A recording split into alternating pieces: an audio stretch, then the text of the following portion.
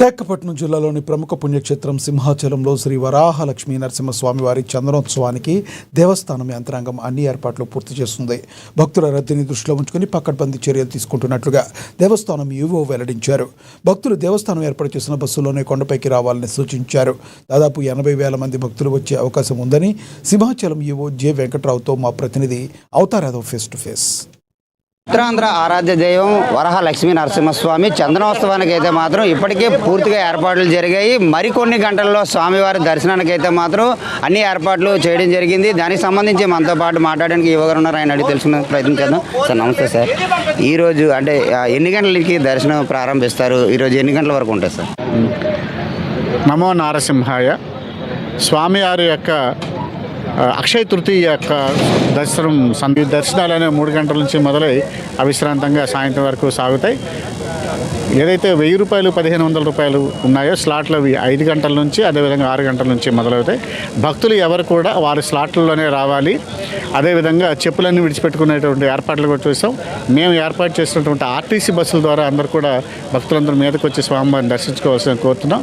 పాసులు లేనటువంటి ఎటువంటి వెహికల్స్ కూడా మీదకి ఎలవ్ చేయరు కాబట్టి దయచేసి భక్తులందరూ పోలీసు వారికి దేవస్థానం వారి అందరూ కూడా సహకరించాల్సిందిగా కోరుతున్నాం. అంటే వచ్చే భక్తులకి ఎటువంటి ఏర్పాట్లు చేస్తారు? నీరు వచ్చే భక్తులకి వారు రావడానికి వాళ్ళకి టాయిలెట్స్, మంచినీరు, త్రాగడానికి మజ్జిగ, ఇతర ఏర్పాట్లు, తిండి పదార్థాలు, బిస్కెట్లు అన్నీ కూడా మేము ఏర్పాటు చేయడం జరిగింది. అలాగే సుమారు 60 సంఘాల వాళ్ళు కూడా వారికి అన్ని విధమైనటువంటి బిస్కెట్లు, వాటర్ బాటిల్స్, మజ్జిగ, అదేవిధంగా పులిహోర, చక్కెర పొంగలి, దద్దోజనం అన్ని ఏర్పాట్లు కూడా వాళ్ళు రెడీ చేశారు. ఇప్పటికే 1000 రూపాయలు అవనండి, 300 అవనండి స్లాట్లకి అయితే ఇచ్చారు. అలాగే సాధారణ భక్తులు ఎంతవరకు వచ్చే మేరకు ఉండవచ్చు అనుకుంటున్నారు? సుమారుగా 80,000 నుంచి 1,00,000 మంది వరకు సాధారణ భక్తులు వస్తారని ఊహిస్తున్నాం. వచ్చే వారికి మీరు ఏం చెప్తారు? ఇక్కడికి వచ్చే భక్తులకి ఎటువంటి ప్రిస్క్రిప్షన్స్ తీసుకోమంటారు, ఎటువంటి జాగ్రత్తలు తీసుకోమంటారు? గతంలో కూడా లాస్ట్ ఇయర్ అయితే మాత్రం అభివృద్ధి జరిగింది. అలాంటివి జరగకుండా ఉండాలంటే వచ్చే భక్తులకి ఏం చెప్తారు? వచ్చే భక్తులు దానికి భక్తులకి సంబంధం లేదండి. అది జరిగినటువంటి దుర్ఘటన సెపరేట్. దానికి భక్తులకి ఎటువంటి సంబంధం. భక్తులు ఎప్పుడు కూడా బాగానే వస్తున్నారు. ఈసారి కూడా భక్తులందరూ కూడా వారి దర్శనానికి వస్తారు.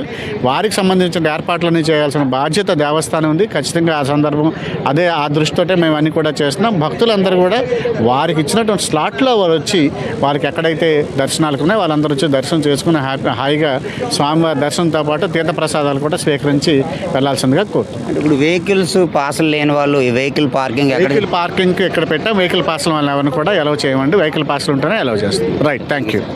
ఇది ఈవో గారు చెప్తున్నది. వచ్చే భక్తులైతే మాత్రం వారికి కేటాయించిన స్లాట్స్ టైంలో వస్తే ఎటువంటి అంతరాయం జరగదు, ఎటువంటి ఇబ్బంది లేకుండా దర్శనం చేసుకొని వెళ్ళవచ్చు. అలాగే ప్రతి భక్తులు కూడా వచ్చిన తర్వాత కిందన వెహికల్ పార్కింగ్ సపరేట్గా పెట్టాము. అక్కడి నుంచి బస్సుల్లో మాత్రమే పైకి రావాలని చెప్తున్న పరిస్థితి కనబడుతుంది. చూస్తున్నామనండి. ఏఎన్ఎన్ టీవీ కెమెరా పర్సన్ రాజాతో అవతార్ యాదవ్, ఏఎన్ఎన్ టీవీ, విశాఖపట్నం.